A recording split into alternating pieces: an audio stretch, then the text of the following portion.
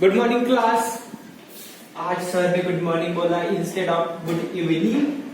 बहुत दिनों बाद दोपहर में लेक्चर ले रहा हूँ, वरना आपको तो पता है कब लेता हूँ, रात के कितने बजे? 2 बजे। In last lecture we discussed about electrostatics, some basic concepts about electrostatics, right? In which we learn what is charge, how Coulomb mode, how Charles D. Coulomb, okay, scientist Coulomb, how he discovered the electrostatic force, okay. Only the Coulomb is not responsible to discover the force of electrostatic. Michael Faraday, Maxwell, James Maxwell are the scientists who also involved in the discovery of or in the mathematical representation of electrostatic. यांनी सुद्धा तेवढाच role play केला आहे ना, कोणी Michael Faraday आणि James Maxwell, त्याच्यानंतर coulomb. सांगितलं मी कसं कसं केलं. सगळ्यात आधी मायकल फॅराडेनं सांगितलं वायर मधनं करंट पास झाला तर त्याच्या आजूबाजूला असणारी जे काही पार्टिकल्स आहेत त्या मॅग्नेटिक फील्डमुळे अफेक्ट होतात, बरोबर, जसं की मॅग्नेटिक नीडल. त्याच्यानंतर आला होता कुलम, याने प्रॅक्टिकली रिप्रेझेंट करून दाखवलं कशा कशा गोष्टी घडतात इलेक्ट्रोस्टॅटिक फोर्समुळे. आणि त्याने सांगितलं, कुलमने काय सांगितलं की इलेक्ट्रोस्टॅटिक फोर्स हा फक्त चार्ज पार्टिकल्स वरतीच अफेक्ट होतो. कोणावरती रे? चार्ज पार्टिकल, ज्यांच्यामध्ये असे पार्टिकल ज्यांच्यामध्ये काय आहे, चार्जेस आहे आणि जे कसे ऍक्टिव्ह आहे, न्यूट्रल नाही, कसे चार्ज ऍक्टिव्ह असणार. नंतर मायकल फॅराडेने सगळं मॅथमॅटिकली रिप्रेझेंट करून दाखवलं सगळं, ठीक आहे. मॅथमॅटिकली कसं, जसं आपण आय म्हणतो, करंट काय असतो रे? Flow of charges with respect to time. Particular time मध्ये किती चार्जेस फ्लो करतात, ते झालं charges with respect to time. Flow of rate of charge with respect to, आणि रेट तुम्हाला माहिती आहे, जर कधी चेंज ऑफ, रेट ऑफ असे शब्द आले तर ऑब्विसली आपण डेरिव्हेटिव्ह करतो. आणि का हा डी वापरू आपण? तर स्मॉलेस्ट आहे. चार्जेस कसे आहेत? खूप स्मॉलेस्ट आहेत. हे शिकवत आले मी आतापर्यंत तुम्हाला, ठीक आहे. एखादी गोष्ट खूप स्मॉलेस्ट अमाउंट मध्ये बदलत असेल, चेंज होत असेल, व्हॅरी होत असेल, तर आपण डिफरन्शिएट करून त्यांना रिप्रेझेंट करतो. कसं? डिफरन्शिएशनच्या फॉर्म मध्ये. खूप मोठा रोल आहे डिफरन्शिएशनचा. आणि लोक म्हणतात डिग्री झाल्यानंतर, फार्मसी झाल्यानंतर, इंजिनिअरिंग झाल्यानंतर गप्पा घेतात, डेरिव्हेटिव्हचा काय फायदा, काय होतं? Rate of change of charge with respect to time. आणि जर डेरिव्हेटिव्ह नाही घेतलं, मग डेरिव्हेटिव्हला तुम्ही फक्त डोक्याला ताण असं समजून कन्सिडर करतात. बट याच्याशिवाय इव्हन मी सुद्धा मास्टर इंजिनिअरिंग केली, एमए केली, डेरिव्हेटिव्ह शिवाय कन्सेप्टच क्लिअर होते. इक्वेशन्स लिहावं लागतात डेरिव्हेटिव्हच्या फॉर्म मध्ये.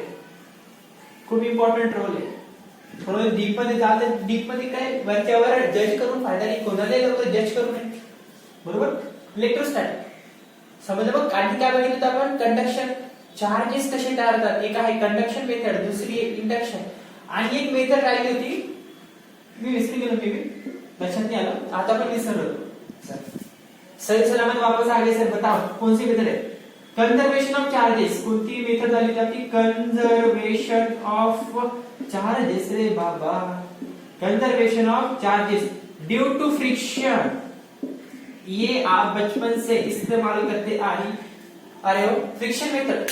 घिसो, कंकी घिसो बालते, माहिती ना, समजला असेल. कागदाचे तुकडे कंगवा घासला, तिथे नेलं की चिपकतात. हे कशामुळे झालं? फ्रिक्शनमुळे. म्हणजे चार्जेस त्या कंगव्यावरती कशामुळे झाले? फ्रिक्शन. आणखी एक इम्पॉर्टंट गोष्ट, खूप इम्पॉर्टंट आहे, थोडी इंटरेस्टिंग पण आहे, आवडेल तुम्हाला. तुम्ही जे काय सांगताय ना ते तुम्ही अप्लाय केलंय का नाही केलं डेली लाईफ मध्ये, लहानपणी माहित नाही. बट चार्जेस असतात वेगवेगळे, इंड्यूस चार्जेस, ठीक आहे. कोणकोणते चार्जेस असतात? पॉझिटिव्ह, निगेटिव्ह, आणि आणखी एक चार्जेस असतात एक्सेस चार्जेस. तुम्हाला सांगू देईन मी गोष्ट, एक्सेस चार्जेस. एक्सेस चार्जेस म्हणजे काय? काहीतरी एक्सटर्नल फॅक्टरमुळे, असं नाही एक्सेसला मी एक्सटर्नल सोबत होत नाही, क्रिएट करतो आपण, ठीक आहे, एक्स्ट्रा चार्ज, ठीक आहे. समजा एखाद्या ऍटम मध्ये समजा पॉझिटिव्ह म्हणजे प्रोटॉन जे आहे ते समजा 5 प्रोटॉन आहे आणि तिथे 5 इलेक्ट्रॉन, ठीक आहे. 5 काय इलेक्ट्रॉन. ऍटम म्हणजे इक्वल नंबर ऑफ आहे काय, ठीक आहे. Equal number of proton, equal number of electron एक कोणत्याही वस्तूमध्ये असतात, ठीक आहे, मॅटर मध्ये. आता इथे एक्स्ट्रा काय झालं रे, इथे +1 -1 +2 -2 म्हणजे प्रोटॉन, प्लस म्हणजे प्रोटॉन, मायनस म्हणजे इलेक्ट्रॉन, हे तयार झाले. काहीतरी आपण एक्सटर्नल प्रोसेस केली आणि त्याच्यामुळे काय झाले, हे एक्स्ट्रा तयार झाले. त्यांना आपण म्हणतो एक्सेस चार्जेस. ठीक आहे, एक्स्ट्रा चार्जेस म्हणा सरळ एक्सेस हा वर्ड आहे. हे कधी करतात बघा, आम्ही लहानपणी ट्राय केलेली, खुर्चीवरती बसायचो, एकदम खुर्चीवरती चेअरवरती एकदम बसायचा, मागून जोरदार फटके मारायचा, कशाने पण असं, रुमालाने म्हणा, टॉवेलने म्हणा. मागून नसेल तुम्हाला वाटत तर ट्राय करा, असं सहज टाइमपास म्हणून. ठीक आहे, फक्त जे जो तुमचा पाय निघाला, चार्जेस कसे पाहिजे, ऍक्टिव्ह. कुलम्बने काय सांगितलंय, चार्जेस तेव्हाच तयार होतात ज्यावेळेस तो पार्टिकल कसा असायला पाहिजे, चार्ज. कसा असायला पाहिजे, चार्ज. आता मी जे बोलले ना, याच्यातून तुम्हाला गोष्ट समजेल क्लिअर. समजा तुम्ही त्या चेअरवरती बसलाय आणि तुम्ही तुमचा पाय जमिनीला टच केला. काय म्हटलं मी, जमिनीला टच केला. जर जमिनीला टच केला असेल पाय, तर तुमची बॉडी चार्ज राहील का? इमॅजिन करा थोडंसं, बॉडी चार्ज राहील का? नाही राहणार. त्याचं रिझन आहे, जे काही एक्सेस चार्जेस तयार होणार आहे ते कुठे जाणार, ग्राउंड मध्ये. बघा, जर ती तुम्हाला आठवत असेल तर मी तुम्हाला डायग्राम काढून दिली ती अशी. ठीक आहे, अशी काढली ती बरोबर, आणि इकडे ग्राउंड केलं होतं आणि सांगितलं होतं की हे सगळे कुठे झाले जातील, ते ग्राउंड मध्ये. इथे जे काही निगेटिव्ह निगेटिव्ह निगेटिव्ह झाले असतील ते इकडे चालल्या जाईल आणि ही पूर्ण प्लेट पॉझिटिव्ह बनेल. असं आहे, म्हणजे इंडायरेक्टली हे एक्सेस चार्जेस कुठे चालले जातील, ग्राउंड मध्ये.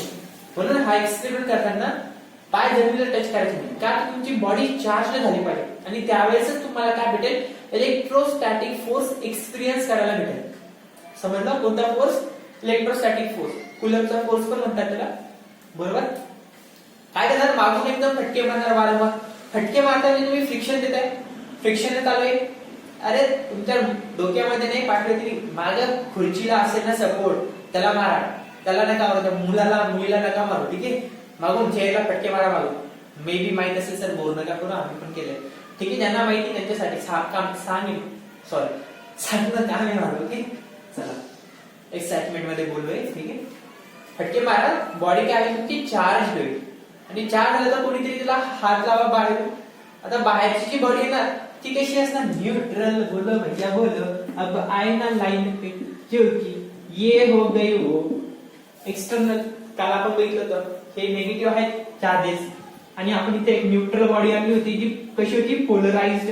म्हणजे हिच्यामध्ये नंतर चार्जेस येणार आहे, पूर्णपणे न्यूट्रल आहे का, नाही. पोलराइज्ड म्हणजे काय, ते कधीतरी चार्ज होणार आहे, चार्ज होणार आहे. फटके मारणे, मारायला फटके, मारायला फटके मारा, इकडनं फटके चालू, म्हणजे चार्जेस देणं सुरू आहे, चार्जेस क्रिएट करणं सुरू आहे. कोणत्या मेथड ना, फ्रिक्शन. ठीक आहे, ही ती चेअर होणार, याला फटके मारले, हा तो टॉवेल. ठीक आहे, बाहेरून कोणती आला, ये आया कोई तो एक नन्हा मुन्ना सा प्यारा सा बच्चा जिसको पता ही नहीं, ये 11वीं 12वीं के बच्चे इलेक्ट्रोस्टैटिक पढ़ रहे हैं, इनका कोई एक टीचर जो इनको पढ़ा रहा है इलेक्ट्रोस्टैटिक, वो आके क्या करेगा, समझ लो ये न्यूट्रल है, न्यूट्रल है फिलहाल के लिए न्यूट्रल है क्योंकि उसका कांटेक्ट ग्राउंड से, बट इसके अंदर एबिलिटी है चार्ज होने की, इसी को बोलते हैं पोलराइजेशन. इसके अंदर एबिलिटी है चार्ज होने की. ठीक है, तर काय होणार, ज्यावेळेस हा याला टच करणार, म्हणजे आता ही जमीन काय झाली, जमीन झाली आता, म्हणजे ग्राउंड करतो आपण. हा माणूस म्हणजे काय, ग्राउंड आहे. आणखी काय घेतलं आपण, आणखी एक प्लेट घेतली होती अशी, याच्यातले चार्जेस इकडे जा म्हणून. मागचं लेक्चर बघितलं असेल तर समजेल, बरोबर. म्हणजे हा काय झाला, याला टच करणार आहे, हा याला टच करणार आहे, तर काय होणार, याच्यामध्ये चार्जेस आले. हे कोणामुळे, ह्याला शॉक कोणामुळे बसेल, असा चटका बसल्यासारखं वाटेल, कोणामुळे, एक्सेस चार्जेस. बघा, फटका आहे, चटका आहे, तो काय, इलेक्ट्रोस्टॅटिक फोर्स. तो काय, इलेक्ट्रोस्टॅटिक फोर्स. आणि हे सगळं ज्याने लिहून ठेवलंय त्याचं नाव आहे कुलम. त्याचं नाव काय, कुलम्स लॉ. लॉ आहे त्याच्या नावाचे, COULOMBS. बोलो जोर से, अरे बोलो जय माता. सर आप ही नहीं बोलो जय माता, बोलो जोर से बोलो जय माता, जोर से बोलो कुलम्स लॉ. कुलम्स लॉ काय असतो, झालं असेल आपलं बाहेर. ठीक आहे, जे नवीन आहेत बघताय माझे लेक्चर्स त्यांच्यासाठी कुलम्स लॉ. हा लॉ बेसिकली लागू होतो कोणासाठी, इलेक्ट्रोस्टॅटिक फोर्स, ज्याला फक्त F पण म्हणतात. पण सर न्यूटन वाला फोर्स तो पण आहे, मग आपण काय करू, E लिहू. पायथ्याशी काय लिहू, E लिहू. आता कन्फ्युजन नाही, सर F लिहिलं मग MA पण तोच झालं ना, चला नो प्रॉब्लेम. पुस्तकामध्ये येते पण तेवढा पण स्मार्ट नाही का बरं. चॅप्टर जर इलेक्ट्रोस्टॅटिकचं चालू आहे आणि क्वेश्चन जर कधी चार्जेस वर लिहिलंय का न्यूटन काय चार्जेस बद्दल लिहून ठेवलंय का? हा नाही ना. मग मी काही एमएलयू काय चॅप्टर मध्ये नाही. कुलम्बचा लॉ आहे ना, ठीक आहे. आणि ते कुलम्बच्या लॉ मध्ये असं एक इक्वेशन दिसतं Q1 K Q1 Q2 divided bye R square. आणि ह्याच्यामध्येच काय त्याची डेफिनेशन आहे जी ऑफलाईन क्लासमध्ये रोटो घेतलेली आणि इथे पण घेतो. काय होता इलेक्ट्रोस्टॅटिक फोर्स? आता मी E लिहित नाही सफिक्स मध्ये. F is directly proportional to the product between two charges. F is directly proportional to product between two charges and F is inversely proportional to square of the distance between them. They म्हणजे कोण? ते दोन charges. they म्हणजे कोण रे? तर ते दोन charges. आणि एक लक्षात घ्या कुलम्बचा लॉ हा चार्ज पार्टिकल साठी होतो आणि स्टॅटिक चार्जेस साठी. कोणासाठी? स्टॅटिक जे फिक्स आहे एका जागी. आणि दोन चार्जेस मध्येच हा लॉ बघितला जातो. कसा? दोन चार्जेस मध्ये. इथे Q1 Q2 Q3 आलं का? नाही. Q1 Q2 चे Q3 पण येईल, Q4 पण येईल. मी सांगेल कसं करायचं त्यांचं. काय मी definition? Coulomb's law states that the electrostatic force is directly proportional to. लिहू शकता तुम्हाला पाठवायचे आहे नोट्स. मला पाठवत जा, मी डेली बघणार आहे. डेली पाठवायचे. डायरेक्टली प्रोपोर्शनल हे symbol directly proportional to Q1 Q2 charges. काय म्हणतात आपल्याला? Product between two charges. Electrostatic force is directly proportional to product between two charges and inversely proportional to square of the distance between them. समजलं? म्हणजे आपण दोन charges बद्दल वारंवार discuss करू. दोन चार्जेस जे कसे असतील? चार्जड आणि कसे? स्टॅटिक. आवार असतील का कळणारे? केमिस्ट्री साठी इकडून तिकडे किंवा कायनेटिक थिअरी झालं नाही. हा घेऊ आपण, ठीक आहे. क्लिअर आहे इथपर्यंत? हा जो फॉर्म्युला आहे. आता याच्यामध्ये के आला, ठीक आहे. याच्यामध्ये काय आला? के. तर के जो असतो तो असतो प्रोपोर्शनॅलिटी कॉन्स्टंट. आता हा के प्रत्येक ठिकाणी ग्रॅव्हिटेशनल कॉन्स्टंट मध्ये पण येतो. कोणताही कॉन्स्टंट घ्या, के हा सिम्बॉलच आहे कॉन्स्टंटचं. आयडियल एकदम युनिव्हर्सल. मग हळूहळू या केला एक नाव देतात. आता हा कुलम्बने डिस्कव्हर केला म्हणून याला कुलम्ब कॉन्स्टंट म्हणतात. बट ऍक्च्युअली ह्याचं काय असतं नाव? Proportionality constant. डेरिव्हेटिव्ह मध्ये पण बऱ्याच वापरतात. Proportionality constant. त्याच्यानंतर मग त्याच्या अकॉर्डिंग टू काय टॉपिक आहे त्याच्यानुसार काय होतं रे ते नाव बदलतात. मग ह्या केला कुलम्बने डिस्कव्हर केल्या म्हणून कुलम्बचा कॉन्स्टंट म्हणतात. किंवा आता हा टॉपिक कोणता? इलेक्ट्रोस्टॅटिक. किंवा कॉन्स्टंट कोणत्या फॉर्म्युल्यामध्ये आलाय? इलेक्ट्रोस्टॅटिक फोर्सचा. म्हणून याला इलेक्ट्रोस्टॅटिक कॉन्स्टंट म्हणतात. इलेक्ट्रोस्टॅटिक कॉन्स्टंट, ठीक आहे. अशा गोष्टी असतात.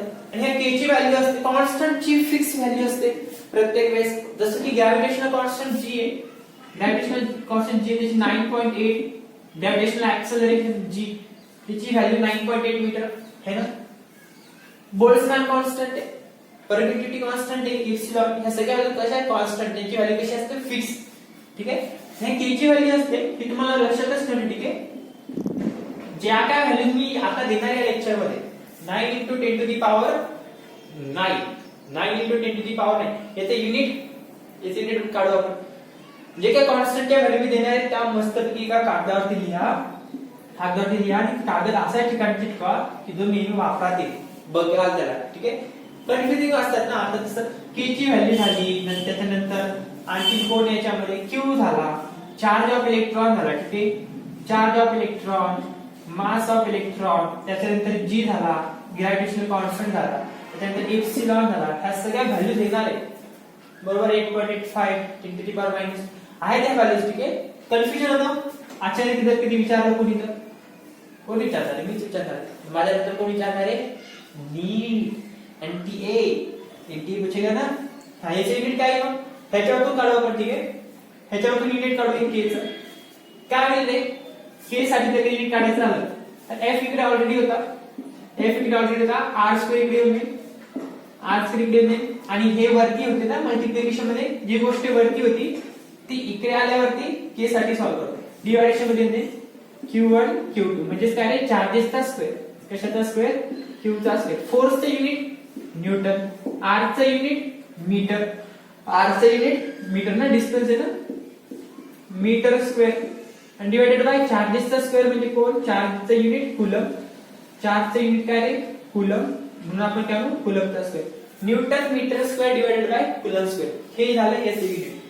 Newton metre square divided by coulomb square, हे झालं कशाचं unit? Proportionality constant, electrostatic constant आणि कुलम्स कॉन्स्टंट. काही म्हणा, शक्यतो हा जास्त बघायला भेटतो. रेफरन्स बुक मध्ये कुलम्स म्हणतात आणि इलेक्ट्रोस्टॅटिक म्हणतात. क्लिअर इथपर्यंत ह्या गोष्टी, हा फॉर्म्युला समजला, डेफिनेशन लिहून घेतली असेल. क्लिअर इथपर्यंत? बरोबर. काय बघा सर, आपण तर इरेज करताय ना, बघा म्हणजे ऐकूच लागलं सर. दोन चार्जेस आहे, आता मी डायनॅमिकली रिप्रेझेंट करतो. तर ज्यावेळेस इलेक्ट्रोस्टॅटिक फोर्स तुम्ही कॅल्क्युलेट करणार, इलेक्ट्रोस्टॅटिक फोर्स एक लक्षात घ्या, हा फॉर्म्युला कोणासारखा दिसतोय? ग्रॅव्हिटेशनल कॉन्स्टंट सारखा. ग्रॅव्हिटेशनल फोर्स, ठीक आहे, ग्रॅव्हिटेशनल फोर्स सारखा. कसा? आता मी इथे लिहितो F इलेक्ट्रोस्टॅटिक आणि इथे लिहितो F G ग्रॅव्हिटेशनल. जर तुम्हाला माहित असेल तर इथे फॉर्म्युला असतो G m1 m2 divided bye r square. हाच तो फॉर्म्युला असतो, बरोबर, हाच तो फॉर्म्युला असतो. ह्याचा आणि ह्याचे युनिट सारखेच येतात. इथे चार्जेस आहे, जिथं कुलम स्क्वेअर येतो तिथं काय आहे? मास स्क्वेअर आहे. तिथं काय आहे? किलोग्राम स्क्वेअर आहे. Mass unit kilogram square. याचे कॅल्क्युलेट करून बघा युनिट वाटलं तर काय येणार आहे? न्यूटन आलतं, ठीक आहे, फोर्स युनिट न्यूटन, हा वरती newton metre square divided by kg square, असं युनिट आहे ना जीचं. हा जी ग्रॅव्हिटेशनल कॉन्स्टंट, हिची व्हॅल्यू किती असते? जीची ग्रॅव्हिटेशनल कॉन्स्टंटची व्हॅल्यू किती असते? 6.67 into 10 to the power -11.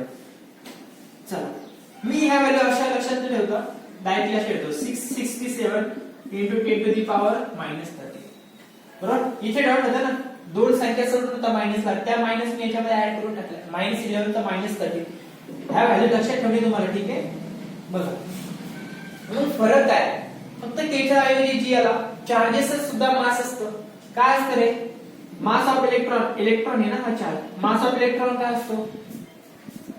Mass of electron काय असतो? तुम्हाला मी विचारलं होतं, 9.1 into 10 to the power -31. आता ह्या व्हॅल्यूला सुद्धा एकच डॉट आहे. काय येतं? एकच डॉट आहे. मी त्याला काय करतो, कारण की आपल्याला प्रत्येक वेळेस सॉल्व्ह करायला लागणार असेल ना, डॉट बाहेर काढावंच लागणार आहे. 91 into 10 to the power -32. का बरं -32? असे लिहू शकतो असतो का? मी डीप मध्ये सांगतोय थोडं. 91 ला into 10 to the power -1 लिहू शकलो असतो. कोणी म्हटलं हाऊ, तर हा -1 लगेच इथे पुट करून टाकला असता, झाला असता 9.1. बरोबर. काय झाला असता? हा 9.1 मायनस पुट केला असता, बरोबर. आणि इकडे काय होतं? 10 to the power -31, 10 to the power -1. आणि हा -31 बेस कॉमन घातांकाची ऍडिशन, 10 to the power पॉवर्सची ऍडिशन, -32. कसंही लक्षात ठेवा, जे सोपं वाटेल ते लक्षात ठेवा, ठीक आहे. मग मास ऑफ इलेक्ट्रॉन किती? ह्या व्हॅल्यू मी लिहून देणार, जी ची व्हॅल्यू लिहून दिली आताच, इथेच लिहून ठेवतो म्हणजे परत लिहायचं काम नाही. जी ची व्हॅल्यू सुरुवातीपासून बघू आपण, ठीक आहे. Charge on electron, charge on electron काय असतो रे? एका इलेक्ट्रॉन वरती किती चार्ज असतो? किती असतो रे charge? 1.6 into 10 to the power -19. 1.6 into 10 to the power -19. त्यालाच मी डायरेक्टली लिहितो 16 into 10 to the power -20 charge on electron, ठीक आहे. मास, हा मास m कॅपिटल आणि छोटा e सफिक्स मध्ये इलेक्ट्रॉन, ठीक आहे. Mass of electron, mass of proton बऱ्याच जणांनी मला अजून पाठवलेलं नाहीये, ठीक आहे. ESC चा मीनिंग मी दोघांना सांगितलाय, बाकी त्यांनी मला आणखी सांगितलं नाही ESC चा लॉंग फॉर्म काय ते कशात येतं? मास ऑफ प्रोटॉन मध्ये. तुम्ही जोपर्यंत सांगणार नाही तोपर्यंत मी सांगणार नाही. मास ऑफ इलेक्ट्रॉन किती? आता सांगितलं 9.1 into, छोटा आहे रे खूप, म्हणून -31, खूप छोटा आहे. 91 into 10 to the power -32. लक्षात ठेवा, ठीक आहे. चार्ज ऑन इलेक्ट्रॉन लक्षात राहिलीच पाहिजे. आता हा इलेक्ट्रॉन सगळ्यात लहान आहे म्हणून 91 into 10 to the power आणि लहान आहे. इलेक्ट्रॉन पेक्षा काहीतरी लहान असतं, मी कालच बोललो तो क्वार्क्स बोललो तो बट चुकीचं बोललो तो. बरेच जणांनी म्हटलं असं यार सरला काही येत नाही, चुकीचं सांगितलं. कधीतरी वाचलेलं युट्यूबवर त्या क्वांटम थेरी वाचत असताना कॉस मी वाचलं होतं आणि समजलं होतं की इलेक्ट्रॉन पेक्षा काहीतरी लहान असतं आणि ते असतं कॉस. तर ती व्हॅल्यू असते E/3 प्लस मायनस E/3 और 2E/3. इलेक्ट्रॉन पेक्षा जर कधी लहान कोणी असेल तर कॉस. बट हे कसे असतात, मिळून बनलेले असतात कॉस. इलेक्ट्रॉन प्रोटॉन म्हणून पॉझिटिव्ह निगेटिव्ह आले, इथे पण पॉझिटिव्ह निगेटिव्ह बनलेले असतात एकमेकांना. बट इलेक्ट्रॉन हा कसा असतो, इंडिव्हिज्युअल, एकच इंडिपेंडेंट. बरोबर. ही व्हॅल्यू का मी E/2 आणि भलतच काहीतरी बोलत बसलो तर माहित नव्हतं म्हणून. बरोबर. चलो सर, आपने गलती मान ली, अच्छा लगा हमें. सर भी गलती कर देते कभी कभी, सुकून मिला ना तुम्हारे दिल को. 91 into 10 to the power minus 32. पुढे चार्ज इलेक्ट्रॉन झालं, मास ऑफ इलेक्ट्रॉन झालं. अजून कशाची व्हॅल्यू घ्या, के ची व्हॅल्यू घ्या, जी इथे घेतली आपण. लिहून ठेवा सगळ्या गोष्टी बाजूला. 9 into 10 to the power 9. काय चे unit, newton metre square divided by coulomb square. त्याच्यानंतर gravitational constant G, gravitational constant G 6, बरं आधी असं लिहून देतो, ठीक आहे. 6.67 into 10 to the power minus 11. ह्यालाच आपण 667 into 10 to the power minus 13. आणि याचे युनिट काय, याचे युनिट काय, newton metre square divided by kilogram square. Mass in नसेल. क्लियर आहे. त्याच्या व्हॅल्यू लिहून घेतला असतील, लिहून घेतल्या का, व्यवस्थित लिहून घ्या. कामी आहे, व्यवस्थित लिहून ठेवा, व्यवस्थित रिमेंबर करा, लक्षात ठेवा या गोष्टी. क्लियर आहे. कॉर्स बद्दल सांगितलं, इलेक्ट्रॉन बद्दल सांगितलं. आणि इलेक्ट्रॉन, आता हा जो इलेक्ट्रोस्टॅटिक फोर्स असतो, मग फरक काय सर, आपलं डिस्कशन किती चालू होतं, ग्रॅव्हिटेशनल फोर्स आणि इलेक्ट्रोस्टॅटिक फोर्स. फॉर्म्युले तर सेम आहे, चार्जेसला आपण मास पण म्हणतो. काल डिस्कशन केलं होतं की न्यूटनचा फॉर्म्युला आणि इलेक्ट्रोस्टॅटिक कूलम्बचा लॉ ऑलमोस्ट सिमिलर आहे. कसे ऑलमोस्ट सिमिलर आहे. मग फरक कुठे येतो, फरक कुठे येतो बघा. इलेक्ट्रोस्टॅटिक फोर्स कसे असतात, इलेक्ट्रोस्टॅटिक फोर्स, इलेक्ट्रोस्टॅटिक फोर्स कसा असतो मी सांगतो. इलेक्ट्रोस्टॅटिक फोर्सची प्रॉपर्टी काय, ते अट्रॅक्ट पण करतात एकमेकांना आणि रिपेल सुद्धा करतात. मग मी इथे लिहितो, electrostatic force can be attractive, can be attractive as well as, हाँ अरे बोलो सर, हमारे बीच में की दूरी इतनी है ना कि हमारी बात आप तक पहुंच नहीं सकती.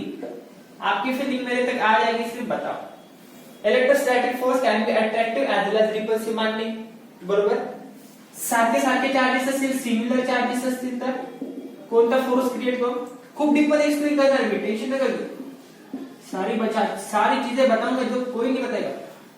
अच्छा सर, आपकी तारीफ अपनी मुंह से, तुम तो करोगे नहीं. सिमिलर चार्जेस, कोणता फोर्स असतो याच्यामध्ये, रिपल्सिव्ह. कोणता रिपल्सिव्ह, इलेक्ट्रोस्टॅटिक फोर्स. रिपल्सिव्ह कोणता आपण, इलेक्ट्रोस्टॅटिक फोर्स. ठीक आहे. डिफरंट चार्जेस असतील म्हणजे कसं, पॉझिटिव्ह पॉझिटिव्ह असतील सिमिलर, निगेटिव्ह निगेटिव्ह चार्जेस असतील सिमिलर. डिफरंट कसे, एक पॉझिटिव्ह एक निगेटिव्ह. सांगतो मी कसं. डिफरंट चार्जेस असतील तर अट्रॅक्शन,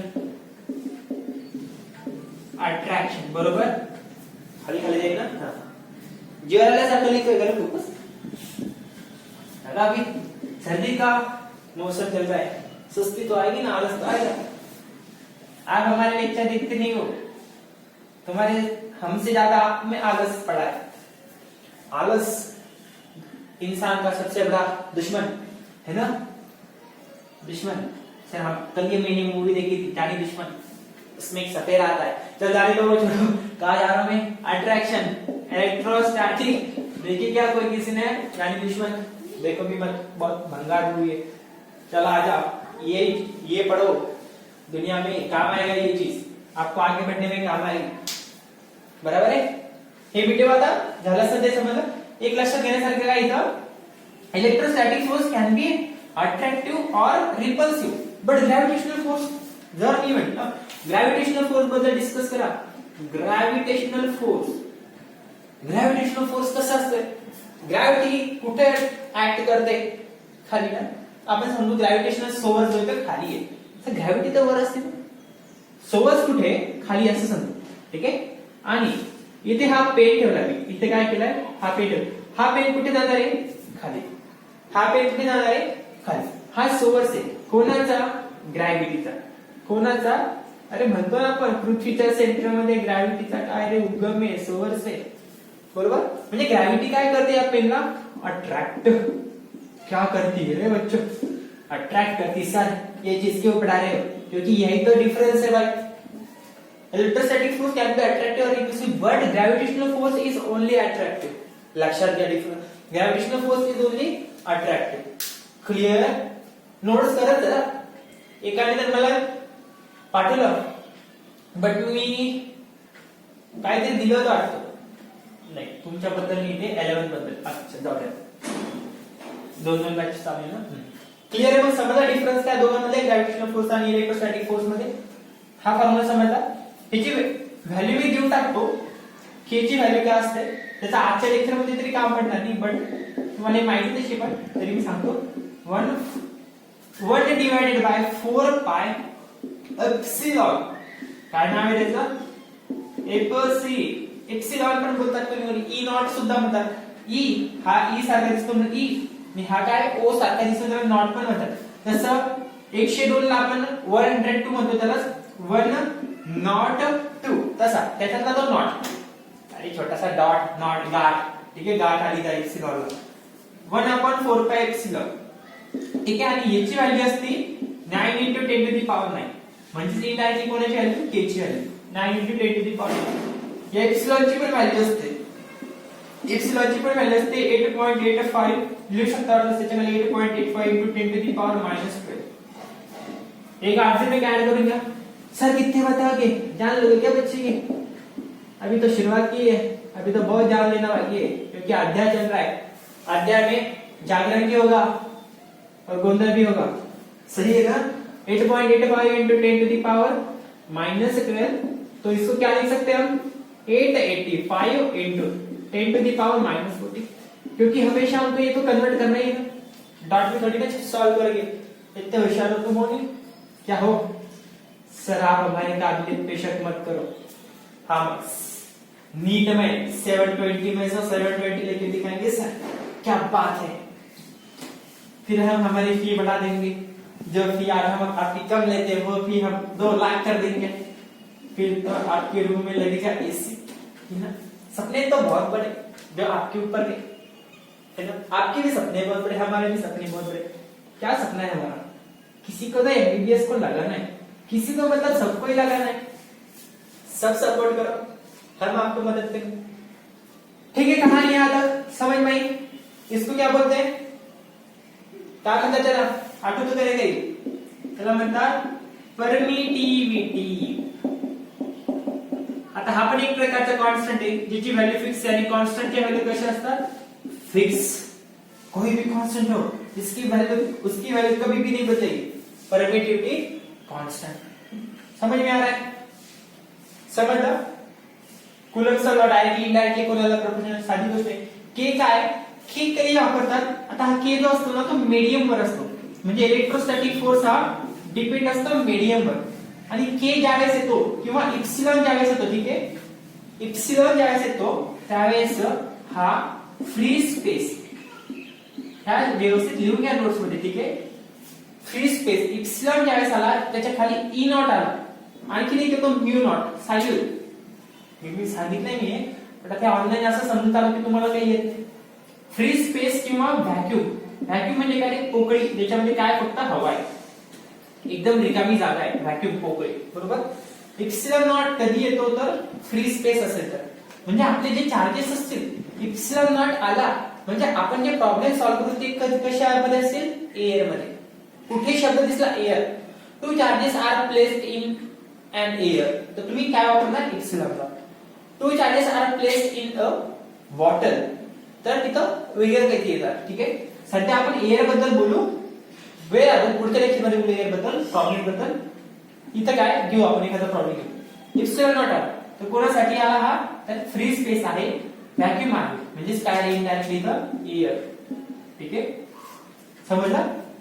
हिची व्हॅल्यू घेतली व्यवस्थित, समजला पूर्ण व्यवस्थित काय इलेक्ट्रोस्टॅटिक फोर्स टी काय असतो तर परमिटिव्ह कॉन्स्टंट असतो. कोणता कॉन्स्टंट तर कुलम्बचा कॉन्स्टंट. अजून इलेक्ट्रोस्टॅटिकचा अजून प्रोपोर्शनॅलिटी कॉन्स्टंट. बरोबर. त्याची व्हॅल्यू ही लक्षात ठेवा, वारंवार वापरण्यात येणार आहे. तर सगळ्या व्हॅल्यू वापरायच्या येणार आहे 1 2 3 4 5 6. क्लिअर समजलं. चला आता मी तुम्हाला एक सांगतो, अट्रॅक्टिव्ह फोर्स आहे का रिपल्सिव्ह फोर्स आहे कसं ओळखायचं. दोन चार्जेस मध्ये अट्रॅक्शन चालू आहे का रिपल्शन. साधी गोष्ट ना सर, अपोजिट असेल तर रिपल्शन, सॉरी अपोजिट. मी डायग्राम काढतो. ठीक आहे. समजा एक चार्ज इथे आपल्याला, ठीक आहे, एक आहे पॉझिटिव्ह चार्ज ज्याला आपण काय म्हणू Q1, आणि आणखीन एक चार्ज आहे ज्याला म्हणू आपण मायनस. ठीक आहे. हा आहे Q2. ठीक आहे. हा चार्ज Q1 आणि हा चार्ज Q2. क्लिअर आहे. ह्यांच्यामध्ये जे डिस्टन्स असतं ना ते r². ह्यांच्यामध्ये जे काय डिस्टन्स असतं ते काय असतं r². Distance between them is r². हे ते दोन चार्जेस ज्यांचं मल्टिप्लिकेशन चालेल इलेक्ट्रोस्टॅटिक फोर्स काढतात. आधी तर आपण सारखी सारखी घेऊ प्लस प्लस काय होईल मग रिपल्शन. दोन्ही फोर्सेस कसे सर दोन्ही चार्जेस कसे सारखे सारखे म्हणजे इलेक्ट्रोस्टॅटिक फोर्स कसा तयार होईल लक्षात घ्या. आपण हळूहळू इलेक्ट्रोस्टॅटिक फोर्स वर आलोय. कुलम्बचं एक्सप्लेनेशन झालं. कुलम्बचं म्हणणं काय फोर्स कसा तयार होतो ते बघायचं. ह्या दोघांचे चार्जेसचे साइन काय सारखे सारखे म्हणजे पॉझिटिव्ह पॉझिटिव्ह काय रिपल्शन. रिपल्शन इथे प्रॉपर्टी झाली. रिपल्शन काय आहे प्रॉपर्टी कोणाची तर इलेक्ट्रोस्टॅटिक फोर्सची. प्रॉपर्टी कोणाची रिपल्शन तर इलेक्ट्रोस्टॅटिक फोर्सची. मग आता डायरेक्शन दाखवावं लागते. काय दाखवावं लागते डायरेक्शन कोणाची इलेक्ट्रोस्टॅटिक फोर्सची. काय दाखवावं लागते डायरेक्शन. अगर डायरेक्शन आ रहा है, अगर मैंने इसके ऊपर ऐसे टोपी चिपका दी तो इसका मतलब कुछ तो सुना सुना सा लग रहा है. इसको कुछ तो बोलते हैं. इसको बोलते हैं हम चलो भाई सर आपके मुंह पे तो स्माइल आ गई. इसके बाद वेक्टर स्माइल आएगी. बराबर है ना. क्या बोलेंगे हम इसको वेक्टर. म्हणजे मला फोर्सचा जर कधी फोर्सला वेक्टर फॉर्म मध्ये सांगायचं फोर्सला वेक्टर फॉर्म मध्ये सांगायचं तर कसं सांगणार कसं रिपल्शन आहे. आता आपण पॉइंट वर मुद्द्यावरती. ठीक आहे. आता मी होतो ह्या चार्ज Q1 वरती फोर्स लागला. कोणता इलेक्ट्रोस्टॅटिक लागला म्हणजे होतच नाही टाइम. जर दोन चार्जेस जवळ आणले चार्जेस जर दोन चार्जेस जवळ आले when two charges are placed near then they experience electrostatic force. हेच तर मिनिंग असतं आपल्या कुलम्बचं. जर दोन चार्जेस जवळ आले तर ते एकमेकांवरती इलेक्ट्रोस्टॅटिक फोर्स एक्सपिरियन्स करतात अनुभव घेतात इलेक्ट्रोस्टॅटिक फोर्सचा. आता मी म्हणलं चार्ज 1 वरती चार्ज Q1 वरती 2 ने फोर्स लावला. चार्ज 1 वरती 2 ने फोर्स लावला. आपण म्हणू फोर्स ऑन 1 ड्यू टू 2. 2 ने 1 वर फोर्स आला. काही म्हणा कशात कसं काय तुम्ही बघा. फोर्स ऑन 1 ड्यू टू 2 म्हणजे 1 वरती फोर्स आला 2 असं झालं. मी म्हणलं असतं काय म्हणलं असतं 1 ने 2 वरती फोर्स आला तर आपण काय म्हणू force on 2 due to 1. Force on 2 due to 1. Clear आहे. अशा गोष्टी असतील. आपण इकडे बघू सध्यासाठी तरी इथे पण डायरेक्शन नावाचा प्रकार आला का या फॉर्म्युल्यामध्ये. हा तर बेसिक फॉर्म्युला आहे. ज्या तुम्ही वेक्टर फॉर्म मध्ये आधी असं बाहेर दिला होता का नाही. खूप इम्पॉर्टंट आहे छोटी छोटी सिम्बॉल. आता मी डायरेक्शन बद्दल बोलते याच्या तर डायरेक्शन साठी आपल्याकडे असतो एक युनिट वेक्टर. डायरेक्शन डिनोट करण्यासाठी आपल्याला लागतो युनिट वेक्टर जिचं मॅग्निट्यूड काय असतं प्रत्येक वेळेस. समजा युनिट वेक्टरचा U आहे त्याचं मॅग्निट्यूड काय असतं प्रत्येक वेळेस 1. युनिट म्हणजे काय 1. ठीक आहे. Unit vector. आधी तर डायरेक्शनला आपण r म्हटलंय. डिस्टन्सला जर कधी r म्हटलंय तिथं काय घेऊ आपण r कॅप. डायरेक्शनला रिप्रेझेंट करण्यासाठी काय घेऊ r कॅप. युनिट वेक्टर कशाने रिप्रेझेंट करतात कॅपने. ठीक आहे. r cap. मग r कॅप कसा सांगायचा भरपूर पुस्तक आहे त्याच्यात थोडंसं कन्फ्युजन होतं. r कॅप कसा घ्यायचा. आता तर मी सांगितलं तुम्हाला ज्यावेळेस तुम्ही फोर्स ऑन इलेक्ट्रोस्टॅटिक फोर्स काढताय कसा फोर्स ऑन 1 म्हणजे पहिल्या चार्जवरती फोर्स काढताय आणि जो कोणी लावला होता 2 ने लावला होता त्यावेळेस आपला फॉर्म्युला काय मिळेल K Q1 Q2 divided by r².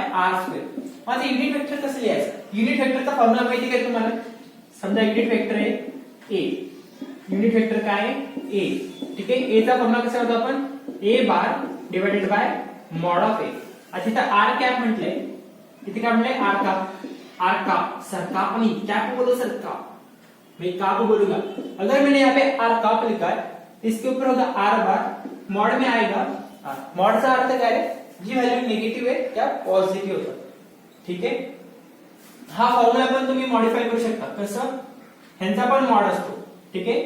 इथे पण काय असतं mod, mod of Q1 mod of Q2। जर तुम्ही त्यांचं काय घेतलं एक्झॅक्ट मॅग्निट्यूड, त्यांच्या व्हॅल्यू ज्या काही निगेटिव्ह वगैरे त्या कन्सिडर केल्या नाही तर, आणि साहजिक नो प्रॉब्लेम तुम्ही असे लिहू शकता। अरे खूप डीप सांगतोय, ऐका नीट, बोलत असेल सर। अरे सुनो मेरे प्यारे बच्चों, अगर मैंने ऐसा लिखा Q1 mod of Q2 divided bye R square और यहाँ पे R कैप, यहाँ पे लिखा R कैप, तो ये भी सही है, कारण ती जी डायरेक्शन असणार आहे तिथे लगेच समजून जाते कशी, एक पॉझिटिव्ह दुसरे पॉझिटिव्ह, ऑब्वियसली ते काय होणार मी सांगतो डायरेक्शन, नो प्रॉब्लेम, मी तुम्हाला डायरेक्शन सांगतो। पॉझिटिव्ह असेल तर ट्रिपल, एक लक्षात घ्या, पॉझिटिव्ह असतात त्यावेळेस रिझल्ट जो असतो ना तो पॉझिटिव्ह येतो, रिझल्ट जो असतो तो कसा येतो पॉझिटिव्ह। आणि ज्यावेळेस डिफरंट असतात, एक पॉझिटिव्ह एक निगेटिव्ह, त्यावेळेस जो रिझल्ट असतो तो असतो निगेटिव्ह, नोट करा म्हणजे, ठीक आहे। सारखे असतील तर रिझल्ट म्हणजे फोर्स पॉझिटिव्ह, डिफरंट असतील तर रिझल्ट निगेटिव्ह, क्लिअर आहे। पुन्हा आपण मॉडेल घेतलं चार्जेसला तर की अडचण नाही, लगेच समजून जातं रिझल्ट काय करेल, पॉझिटिव्ह होणार आहे आणि निगेटिव्ह कशा होतो त्यांच्या सायन्स होतो, त्यामुळे आपण मॉडेल टाकलं तरी काही हरकत नाही, क्लिअर। हे रेफरन्स मधली गोष्ट होती, ठीक आहे। मॉड तर माहिती ना कसं काढतात, पण हा मॉड काढायचा कसा, हा युनिट वेक्टर काढायचा कसा। आता बऱ्याच पुस्तकामध्ये ह्याला तुमच्या बोर्डाच्या पुस्तकात, ठीक आहे, जे तुम्हाला घेतलं डायरेक्ट इथं R2 R1 देतात, कोणी R1 R2 देतं, काय घ्यायचं नेमकं आर कॅपला घ्यायचं कसं, R1 R2 की R2 R1, तर एक लक्षात घे, मी एक छोटीशी ट्रिक सांगतो। छोटीशी ट्रिक कशी, समजा मी फोर्स ऑन 1 ड्यू टू 2 काढतोय, कोणता एक वरती फोर्स लावलाय, कोणी लावलाय रे दोन्ही, कशाला मीटर रे बदलली लिहावं लागते मला आर कॅप। आता मी इथं आर कॅपच्या ऐवजी व्हॅल्यू लिहितो, इकडून इकडे आलो बरोबर ना, हे मीटर होतं, इकडून इकडे आलो फोर्स लावा, हे पण मीटर होतं R स्क्वेअर। आता मी फोर्स असा लावला म्हणजे 2 ने 1 वरती लावला, मी नाही लावला, तो लागला, दोन चार्जेस जवळ आले ते ऑटोमॅटिक लागतो, ते एकमेकांचा फोर्स एक्सपिरियन्स करतात। इकडून इकडे फोर्स आला कोणता रे इलेक्ट्रोस्टॅटिक फोर्स, आणि हे काय होतं डिस्टन्स होतं, हे काय होतं डिस्टन्स होतं बरोबर, आपण त्याला म्हणू R, सध्या आपण फक्त R म्हणू, R कॅपिटल R म्हणू डिस्टन्स डायरेक्शन साठी, R स्क्वेअर तर डिस्टन्स येते, आपल्याला डायरेक्शन काढायची फोर्सची बरोबर, फोर्सची डायरेक्शन। मग काय करणार, इकडून इकडे आलो म्हणजे डिस्टन्स किती टोटल, इकडून इकडे चालत आलो, मी म्हटलं मी 0 मीटरपासून चालायला सुरुवात केली आणि पोहोचलो 2 मीटरवर, तर मी टोटल किती चालला डायरेक्ट सांगणार 0 ते 2 मीटर, चला नो प्रॉब्लेम। मी म्हटलं सुरुवातीला मी 4 मीटर चाललो होतो ऑलरेडी, आणि 4 पासून मी 10 पर्यंत आलो, 4 पासून मी 10 पर्यंत, तर तुम्ही किती चालले टोटल R, किती चालले तर R डिस्टन्स आहे, किती चालले तुम्ही कसं करता 4 ते 10 4 म्हणजे किती 10 2 4 गेले 7, फायनल मायनस इनिशियल, तोच फॉर्म्युला आपला डिस्प्लेसमेंटचा, चार्जेस आहे ना तर सगळे डिस्टन्स छोटेच असणार, छोट्या डिस्टन्स साठी डिस्प्लेसमेंट, फायनल मायनस इनिशियल म्हणल्यावर आपण काय म्हणू 10 - 4 6, सर 10 इंग्लिश 4 मराठी जो भी हो, 10 - 4 6 आ जाएगा, ठीक है। मग आपण जर कधी हा चार्ज Q1 आहे, त्याचा डिस्टन्स R1, आणि हा चार्ज Q2 आहे, त्याचा डिस्टन्स R2, तर कसं म्हणू मग आपण याचा डिस्टन्स काय झाला, हा डायरेक्शन कशी येणार, R कॅपच्या ऐवजी R1 R2, कधी हा R कॅप R1 R2 कधी, का बरं म्हणलं मी असं, कारण की हा फायनल झाला आणि हा इनिशियल झाला बरोबर, तर मग मी इथे काय लिहू R1 R2, ठीक आहे, कॅप देऊ शकता तुम्ही त्याच्यात, ठीक आहे, R1 R2, आणि खाली काय लिहिले मॉड मध्ये R1 R2, मॉड मध्ये काय R1 R2, इथे बारी डायरेक्शन, का डायरेक्शन, आता हा इकडे चाललाय म्हणजे -x डायरेक्शन I कॅप, तर कधी हा वरती गेला असता तर J कॅप, आणि हा असा गेला असता तर Z कॅप K कॅप बरोबर। हा समजा मी म्हटलं असतं हा जो फोर्स आहे, आता मला सांगा force on 2 due to 1 K Q1 Q2 divided by R square. ते कसं लिहिलं असतं आपण R2 minus R1 divided by R2 minus R1 कसं मॉड मध्ये. कसं बघ, एकने फोर्स लावला 2 वर, एकने फोर्स लावला 2 म्हणजे फायनल डिस्प्लेसमेंट झालं, म्हणजे फायनल पॉइंट झाला आणि हा इनिशियल पॉइंट झाला. म्हणजे final minus initial R2 minus R1 final minus initial R2 final minus minus R1 initial. Clear आहे? Final minus initial. समज घ्या तुम्ही. समजलं मग कधी काय वापरायचं? फोर्स ऑन 1 असेल तर डायरेक्ट पहिला पॉइंट घ्यायचा 1 मायनस सरळ. F ला काय समजायचं R12. जसं आपण रिलेटिव्ह वेलोसिटी काढतो 1 minus R1 A1 minus AB. माहिती आहे ना रे? एक को देखा बीने A1 मायनस जे काय असेल ते ठीक आहे सोडा. माहिती तुम्हाला. क्लियर आहे? मग कसं ओळखायचं युनिट वेक्टर? काही अडचण कोणाला यांच्या डायरेक्शन मध्ये? आपण ह्या पॉइंट वरती आलो. क्लियर आहे? मग डायरेक्शन दाखवायची कशी? सर हे तर ठीक आहे, डायरेक्शन कसं रिप्रेझेंट करायचं युनिट वेक्टरने रिप्रेझेंट करायचं समजलं. मग डायरेक्शन रिप्रेझेंट करायचं कसं ह्या डायग्राम मध्ये मला सांगा. रिप्रेझेंट करायचं कसं हा नेक्स्ट क्वेश्चन. सगळ्या गोष्टी शिकवणार, ज्या कामीच्या नाही त्या बी शिकवणार नाही. इतका माझ्यामध्ये स्टॅमिना नाही, सगळं शिकवणार. बघा, फोर्स कोणी लावला 2 ने 1 वर, म्हणून मी याला म्हणतो फोर्स ऑन 1 ड्यू टू 2. असा फोर्स लावला. ठीक आहे, फोर्स ऑन 1 ड्यू टू 2. नेहमी ज्यावेळेस फोर्स दाखवतो ना त्यावेळेस काय करायचं? टेल. म्हणजे आता हा जो चार्ज आहे ना, हा जो चार्ज आहे ना ह्याच्या टेल पासून सुरुवात करायची. अशी टेल ला एक एरो काढायचा किंवा एक रेष काढायची. आणि लक्षात घ्या, हे जे काय तुम्ही जोडता ना ते सेंटर टू सेंटर असतं चार्जेसच्या. कुलम्बचं म्हणण्यावर सुद्धा काय होतं की 2 charges are separated by distance. 2 charges are separated by distance from their centre of origin. म्हणजे त्यांचा जिथे सेंटर असतात ना तिथूनच हे काय केलेले असतात, जोडलेले असतात किंवा त्यांचं अंतर सेंटर पासून होतात. असं नाही हा चार्ज एवढा मोठा, हा चार्ज एवढा छोटा, असं अंतर मोजतात. असं नाही. कसं? Centre to centre. Line joining between them. 2 charges are separated by or 2 charges are placed on line joining between them. Line joining कशी? सेंटर पासून. क्लियर आहे? आता हा कसा फोर्स आहे? कोणत्या टाईपचा फोर्स आहे? अट्रॅक्टिव्ह की रिपल्सिव्ह? सांगा. हा कोणत्या टाईपचा फोर्स आहे? अट्रॅक्टिव्ह की रिपल्सिव्ह? आता मी हा ब्ल्यू मार्करने दाखवतो ज्याच्यावरती फोर्स लावला. कोण लावतंय? तो लावतोय. म्हणजे हा फोर्स लावला तर ह्याच्यावरती परिणाम होणार आहे. एकतर हा याच्याकडे येईल नाही तर दूरच आहे. ऑब्विसली पॉझिटिव्ह पॉझिटिव्ह आहे म्हणजे हा रिपल होईल, म्हणजे हा इकडे जाणार. त्याने फोर्स लावला नाही का त्याच्याकडे येणार आहे? शक्यच नाही ना. म्हणून काय सांगायचं, या टेल पासून सुरुवात करायची. असं क्वेश्चन येत नाही पण सांगतोय, डीप मध्ये सांगतोय. थोडं टेल पासून मोजा लागतंय, ड्रॉ करायचं आणि दूर जाताना दाखवायचं. का? तर रिपल्शन झालं. का? तर रिपल्शन झालं. कोणाचं? चार्ज Q1 चं. कोणामुळे? चार्ज Q1 चं रिपल्शन झालं. कोणामुळे? ड्यू टू काय आहे? Due to electrostatic force of Q2. बरोबर? रिपल्शन झालं चार्ज Q1 चं due to electrostatic force of Q2. म्हणून आपण काय म्हणूया आता इथे लिहू. फोर्स लागला 1 वरती ड्यू टू 2 आणि त्याला काय देऊ? बाय. का? तर हा वेक्टर झाला ज्याची काय आहे? व्हॅल्यू पण आहे आणि डायरेक्शन पण.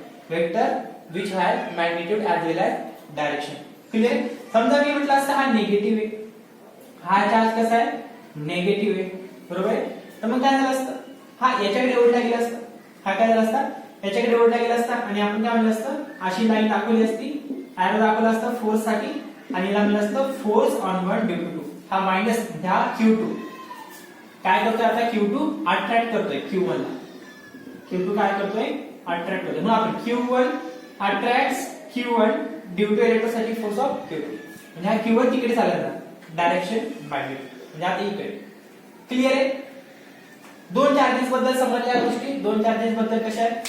समजा तिसरा चार्ज घुसडला मला तर घुसडला. सर कुठे घुसडला? 3 चार्जेस बद्दल जर किती बोलायचं झालं तर तुम्हाला लवकर भेटणार नाही ते 3 चार्जेसची. लक्षात घ्या, मी तुम्हाला सांगतोय 3 चार्जेसची थेरी. समजा एक आपल्याकडे चार्ज आहे पॉझिटिव्ह नावाचा, ज्याचं नाव आहे Q1, फक्त Q1, पॉझिटिव्ह नाही Q1. आणि आणखी एक चार्ज आहे जो आहे नेगेटिव्ह, ज्याचं नाव आहे Q2. ठीक आहे, हे समजलं आपल्याला. यांच्यामधला डिस्टन्स r², नो प्रॉब्लेम. ठीक आहे, ह्या दोघांमधला जर कधी मी फोर्स म्हटलं, फोर्स ऑन वन, आता आपण काय करू, प्रत्येक वेळेस लक्षात घ्या हा काय पॉझिटिव्ह आहे. आपण Q1 वरती फोर्स ट्राय करू, कसं तसं तो फोर्स Q1 वरती. म्हणून आपण म्हणू force on one due to two. एक वर फोर्स आला 2 रे, एक वर फोर्स आला 2 रे, मग काय होईल अट्रॅक्शन. काय होईल अट्रॅक्शन, बरोबर आहे. पण डायरेक्शन कशी असेल याची, डायरेक्शन कशी असेल या टाइप मध्ये, याला आपण म्हणू force on one due to two, इकडे अट्रॅक्शन होणार म्हणून डायरेक्शन अशी. कोणाची, फोर्सची. कोणता फोर्स, इलेक्ट्रोस्टॅटिक फोर्स. क्लिअर आहे, इरेज करू ही गोष्ट, समजलं. एक लक्षात एक छोटासा आणि खूप महत्त्वाचा मुद्दा आहे, खूप महत्त्वाचा मुद्दा आहे. इलेक्ट्रोस्टॅटिक फोर्स हा फक्त टू चार्जेस मध्येच इम्प्लिमेंट केला जातो, अप्लाय केला जातो. जर एखादा चार्ज जसं की इथे मी आणलाय, जसं की मी इथे आणलाय, ठीक आहे, हा पॉझिटिव्ह, ज्याचं नाव आहे Q3. तर ह्या Q3 चा ह्या दोघांमध्ये होणाऱ्या इलेक्ट्रोस्टॅटिक फोर्स वरती काहीही फरक पडत नाही. कसं, Q1 आणि Q2 मध्ये जे काय चाललं होतं, काय झालं होतं अट्रॅक्शन. मी इथे दाखवतो आठवत, ठीक आहे. Q1 आणि Q2 ह्या दोघांचा हा फोर्स, ठीक आहे, force on one due to two, काय झालं इथे अट्रॅक्शन. आता मी ह्या Q3 तिसऱ्याचा काहीही रोल होत नाही, ह्याला कुठेही आला त्याचा काहीही फरक पडणार नाही. कोणावरती, Q1 वरती. ठीक आहे, म्हणजे ह्यांचा जरी तुम्हाला फोर्स कॅल्क्युलेट करायचा असेल तर हा वेगळा कॅल्क्युलेट करावा लागेल, हा वेगळा कॅल्क्युलेट करावा लागेल, बरोबर. हा प्लस मायनस होता म्हणून अट्रॅक्टिव्ह झालं. आपण म्हणू याला इथं अट्रॅक्टिव्ह फोर्स एक्सपिरियन्स केला. अट्रॅक्टिव्ह फोर्स काय केला, एक्सपिरियन्स. कोणी केला, ज्याच्यावरती फोर्स लागतोय तोच एक्सपिरियन्स. अट्रॅक्टिव्ह फोर्स एक्सपिरियन्स, ठीक आहे, कोणी 1 ने, 2 ने लावला ना, 2 ने लावला 1 वरती, जे 1 एक्सपिरियन्स करेल. Attractive force experienced by Q, बरोबर. आता मी म्हणतो force on 1 due to 3, force on 1 due to 3, बरोबर. आता हे दोघं कसे, हा पॉझिटिव्ह आणि हा पॉझिटिव्ह, म्हणजे रिपल्सिव्ह. म्हणजे कसा, रिपल्सिव्ह म्हणजे चार्ज 1 जो आहे ज्याच्यावरती फोर्स लागते 1, 3 1 वर लागतोय, ठीक आहे. रिपल्सिव्ह कोणता फोर्स एक्सपिरियन्स करेल, रिपल्सिव्ह फोर्स कोणता, इलेक्ट्रोस्टॅटिक, ठीक आहे. Repulsive electrostatic force experienced by Q1. Direction कशी दाखवणार, मी आता इथे हे इरेज करून दाखवतो, ठीक आहे. हा झाला पहिल्या वालाचा, हा झाला फोर्स कोणता, force on 1 due to 2, attractive. Force on 1 due to 3, force on 1 due to 3. समजलं. कोणीही मदत आणला तरी काही फरक नाही पडत. समजा मी म्हटलं असतं इथे Q4 आहे, इथे Q4 आहे, त्याचं नाव काय आहे, किंवा तो जो चार्ज आहे तो कसा आहे मायनस Q4 इथे, तर काय झालं असतं, हा फोर्स असा आला असता. पॉझिटिव्ह निगेटिव्ह काय करेल, अट्रॅक्ट. म्हणजे force on 1 due to 4. Clear आहे, फोर्स ऑन 1 ड्यू टू 4. काही असू द्या, कुणी आदत मदत करत नाही कोणाच्या. क्लिअर, समजलं. 3 चार्जेस असेल, 4 चार्जेस असतील तर काही फरक पडतो का नाही. 2 चार्जेस मधला फोर्स आपल्याला इंडिव्हिज्युअली सेपरेटरित्या बघावा लागतो, ठीक आहे, वेगवेगळा बघावा लागतो. आता एक क्वेश्चन आहे, ठीक आहे. क्वेश्चन असा आहे, लिहून घ्या पहिले तर, लिहून घ्या सर बताओ तो आप जल्दी से. फाइंड द रेशियो ऑफ, खूप कॉमन क्वेश्चन है, ठीक है, ये 2 क्वेश्चन है, खूप कॉमन क्वेश्चन है. Find the ratio of electrostatic force end gravitational force.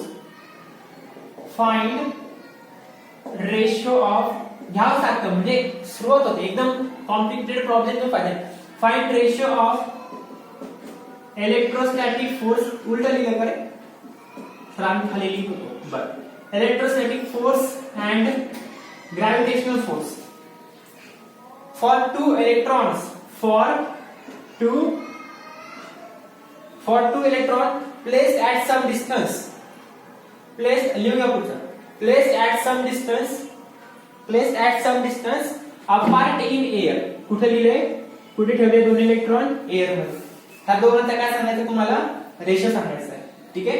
मग कसं करणार, रेशो साठी काय करणार, आधी तो फॉर्म्युला लिहून घेतला ना दोघांचे, दोघांचे फॉर्म्युले काय? इलेक्ट्रोस्टॅटिक फोर्सचा formula according to coulomb K Q1 Q2 divided by R². ठीक आहे. आणि ग्रॅव्हिटेशनल फोर्सचा formula G M1 M2 divided by R². आता हे जे मास असतील आपल्याला मास कोणाचं कन्सिडर करावं लागेल? ऑब्वियसली इलेक्ट्रॉनचं. त्यांनी काय सांगितलं होतं? 2 इलेक्ट्रॉन. म्हणजे मास म्हणजे कोण असतील? इलेक्ट्रॉन. मास म्हणजे कोण असतील? इलेक्ट्रॉन. ठीक आहे. जे मास ऑफ इलेक्ट्रॉन पाहिजे तिथे रेशो कसा घेणार? Electrostatic force divided by gravitational force बरोबर. K Q1 Q2 divided by R² upon G M1 M2 divided by R². R² cancel होणार.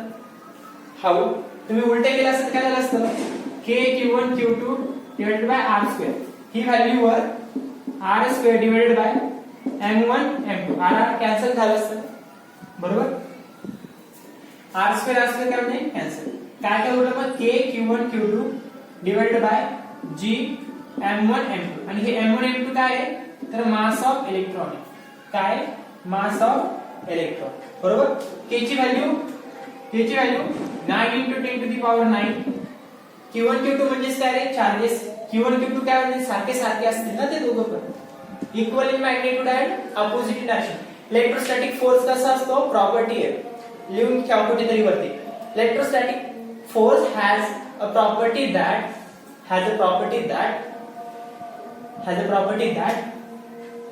force is in charges. ऐका थोडंसं स्टेटमेंट मध्ये गडबड होते. जे चार्जेस असतात ते इक्वल मॅग्निट्यूडचे असतात. ठीक आहे. चार्जेस जे असतात in electrostatic force charges are always of equal magnitude. असं काही नाहीये. व्हॅल्यू बदलतील पण मॅग्निट्यूड. ठीक आहे. व्हॅल्यू मॅग्निट्यूड एकच पण कधी कधी बदलते व्हॅल्यू. ठीक आहे. Equal in magnitude but opposite in direction. Electrostatic force not charges. Electrostatic force कसा असतो? Q1 मुळे होणारा फोर्स Q2 मुळे होणारा फोर्स दोघे सारखे असतात मॅग्निट्यूड मध्ये बट वेगवेगळे असू शकतात. आता बघ आपण एक अपोजिट एक रिपल्सिव्ह असू शकतो. बट व्हॅल्यू कशी असेल फोर्सची? तर व्हॅल्यू कशी असेल इलेक्ट्रोस्टॅटिक फोर्सची? सेम दोन्ही चार्जेसच्या. ठीक आहे. Equal in magnitude electrostatic force has equal magnitude and opposite direction. Q1 Q2 काय असते व्हॅल्यू? चार्जेसची व्हॅल्यू काय असते? 1 च्या वर्ग कुलम. आता ते लिहिलं आपण Q1 Q2 म्हणजे काय? इनडायरेक्टली Q चा square 1.6 into 10 to the power 16 into 10 to the power 16 घेते मी. ठीक आहे. तुम्हाला सांगितले कसं येतं. 16 into 10 to the power -20. त्याचा काय होऊन जाईल रे? स्क्वेअर. त्याचा काय होऊन जाईल? स्क्वेअर. ठीक आहे. खाली g ची value 667 into 10 to the power 667 into 10 to the power किती येते? ग्रॅव्हिटेशनल फोर्स कसा आहे? खूप लहान आहे ना. कसा आहे? खूप लहान आहे. बघा ना. g चा कॉन्स्टंट आणि k चा कॉन्स्टंट. k म्हणजे काय? Electrostatic force. हा किती आहे? 10 to the power 9 म्हणजे खूप जास्त आहे. इलेक्ट्रोस्टॅटिक फोर्स हा कसा आहे? खूप लार्जर आहे. आणि ग्रॅव्हिटेशनल फोर्स कसा आहे? ग्रॅव्हिटेशनल फोर्स कसा आहे? खूप स्मॉल आहे. मायनस आहे ना 10 to the power -30. म्हणून आपण तो ग्रॅव्हिटेशनल फोर्स कसा असतो? लहान. बट इलेक्ट्रोस्टॅटिक फोर्स झटका बसतो ना कधी कधी करंटचा. ऑब्वियसली चार्जेस मध्ये जो कॉन्स्टंट आहे खूप जास्त आहे electrostatic force. But gravitational force कमी 10 to the power -30. क्लियर आहे? काय बोलला मग? मास ऑफ इलेक्ट्रॉन किती असतं? Mass of electron M1 M2 म्हणजे सारखे सारखे आहेत ना दोन्ही मासेस. m² म्हणजे मास ऑफ इलेक्ट्रॉन किती असतो? आता सांगितलं होतं ना 91. मास पण कसा असतो? खूप लहान. 91 into 10 to the power -32. 10 to the power -32 बरोबर. ह्याला सॉल्व्ह केलं तर अप्रॉक्सिमेटली आन्सर येते. जी पुस्तकामध्ये डायरेक्टली आली असते 10 to the power 42. कधी कधी 40 पण असते. ठीक आहे. 10 to the power 40 approximate answer येतं 10 to the power 40. Clear? He value लक्षात ठेवा. फक्त मला सांगतो अशी कॅल्क्युलेशन आपल्याला सॉल्व्ह करणे. या व्हॅल्यू वारंवार आपल्याला पुट करायच्या आहेत. ठीक आहे. या व्हॅल्यू आपल्याला वारंवार पुट करावं लागणार आहे. समजलं? क्लिअर आहे? चला करू इथेच शेवटचा प्रॉब्लेम. एक प्रॉब्लेम आहे बघू मी लिहिलाय का नाही ते. एक रॅन्डमली प्रॉब्लेम देतो. रॅन्डमली प्रॉब्लेम देऊ का नको देऊ? किती वेळ झाला रे? बरोबर झालं, बरं जास्त वेळ घेतलं सध्या. समजा एक चार्ज आहे आपल्या, समजा टू चार्ज, या question, two charges are placed in an air, two charges, मला लिहून तुम्ही पाठवा क्वेश्चन, मी सांगतो आता, नोट्स पाठवायचे सगळे photo. Two charges are placed in an air, two charges are placed in an air, एक चार्ज है Q1, एक चार्ज है Q4, नहीं, three charges are placed in an air. Sir है ना, लिया. Three charges are placed in an air named as Q1, Q2 and Q3. Q1, Q2 and Q3. Three charges are placed in an air. Okay. Separated by a distance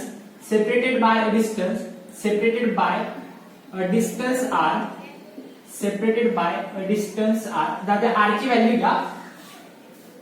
Separated by a distance r is equal to 0.02000. ध्यान आ जाएगा, कम कर देते. काही जरी घेतलं 0.200, काही जरी घेतलं ते फरक पडणार आहे का? शेवटी 0.02 नंतर काही लिहिलं तरी ती 02 राहते. काय समजते नाही हो आपलं. 0.02 metre separated by distance. Clear? Then find out, then tension मतलब आखिरी प्रॉब्लम है. देन फाइंड आउट, वो तो समझ गया किससे, वीडियो यहाँ तक आया, सिर्फ इतना बच्चा है, अरे बल्ले बल्ले, शाबाश शाबाश. Then find out electrostatic force between, electrostatic force on, okay, electrostatic force on charge Q1, electrostatic force on charge Q1 due to समझ गए होंगे Q2 and Q3. Find out कोणावरती शोधायचा आहे इलेक्ट्रोस्टॅटिक फोर्स Q1 वरती. Find out electrostatic force and Q1 due to Q2 and Q3 where value क्या कहती है, where Q1 is equal to, जी बेसिक वैल्यू थी U 1.6 into किती असते रे चार्ज मध्ये इलेक्ट्रॉन, अरे रे रे रे रे 16 into 10 to the power किती सांगितली थी, 16 into 10 to the power, बोला सर कैसे बताओ, आप ही बोलिए. भूल नहीं गया, मुझे अलग वैल्यू देनी थी. चलो ये तो ये, चलो क्या लिख सकते हैं हम इसको, -20 ना. अरे क्वेश्चन वेगळा बनवता था, जो द्यायचा था तो राहून दिला. चला Q2 नो प्रॉब्लम. अब क्वेश्चन अलग हो जाएगा, चलो कोई ना. 1.6 into 10 to the power -20. एक काम करो यहाँ पे ले लो 1.6 0. अभी बताया 1.6 के आगे कितने भी जीरो लिखो वो क्या होता है, 1.6 ही होता है. अगर मैंने यहाँ पे 3.200 कितने भी लिखा तो होगा कितना, 3.2 ही होगा, बराबर. 1.60 होगा, 1.60 नो प्रॉब्लम. 3.2 घ्या into 10 to the power -20. ठीक आहे. त्याच्यानंतर घ्या Q3 1.6 घेतो मी, तुमचं काम सोपं करतो. 1.6 into 10 to the power -20. ठीक आहे. मी चार्जेस बिटवीन 1 and 2 सॉल्व करून देतो. Q1 Q3 तुम्ही सांगा. ठीक आहे. फोर्स, इलेक्ट्रोस्टॅटिक फोर्स, ठीक आहे. आता ते युनिट वेक्टर वगैरे काढू नका, नो प्रॉब्लेम. राहू दे. इलेक्ट्रोस्टॅटिक फोर्स विचारलं असेल, डायरेक्शन सांगा तर युनिट वेक्टर सॉल्व करायचं, अदरवाइज नाही. ठीक आहे. फोर्स ऑन 1 ड्यू टू 2 असंच लिहू. Force on 1 due to 2 K Q1 Q2 divided by R². हा K इथे पण लिहिला काय आणि वरती लिहिला काय, हे फरक पडतो का नाही. ठीक आहे. Force on 1 due to 2, K ची value 9 into 10 to the power 9. चार्जची व्हॅल्यू Q1 ची value 1.6 into 10 to the power minus. बघा व्हॅल्यू वेगवेगळी असू शकतात, असं नाही की प्रत्येकच Q1 Q2 Q² नाही, ऐसी गलती कभी मत करना. ठीक आहे. मग काय लिहूया आता इथे, Q1 ची व्हॅल्यू किती 1.6, 3.2 into 10 to the power -20, बरोबर आहे. डिवाइडेड बाय काय, R². डिवाइडेड बाय काय, R². मी आणखी कॉम्प्लिकेटेड करू शकतो याला. R ची व्हॅल्यू घ्या. R जो आहे म्हणजे दोन चार्जेस जे होते कॉम्प्लिकेटेड, अजून कॉम्प्लिकेटेड करू आपण. ठीक आहे, असे दोन चार्जेस आहे ना, यांच्यामध्ये जे डिस्टन्स आहे त्यांच्यामधली व्हॅल्यू आहे 3/4r. यांच्यामधली व्हॅल्यू किती आहे? 3/4r.